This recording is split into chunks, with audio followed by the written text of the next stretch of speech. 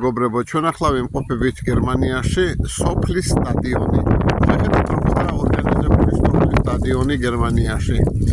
სტადიონი ჩვეულებრივი, სტანდარტულია, ორივე მხარეს არის აშენებული ბადე, რკინის ბადე, რომ ბურთი არ გადავარდეს სტადიონს იქით.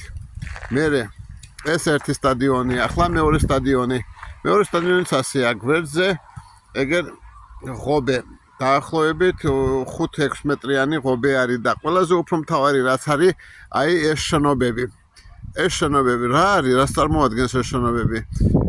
ყველა სტადიონი აღჭურვილია გასახდელებით, სრულფასოვანი დუშით და სრულფასოვანი ტუალეტით. აგრეთვე არის შენობა კაფე ბარისთვის, სადაც მატჩის შემდეგ ყველა შეუძლია ლუდი დალიოს და ერთმანეთს გამოილაპარაკონ. ასე არის აწყობილი გერმანიაში სოფლის სტადიონი. კომბინატში ჩვენ სტადიონის მშენებლობა დავიწყეთ უზარმაზარი ამფითეატრიდან. ამფითეატრზე ხალხი არ ზეს, სტადიონზე ხალხი არ დარბის და ყველა წუწუნებს. სტადიონი არ გვაქვსო.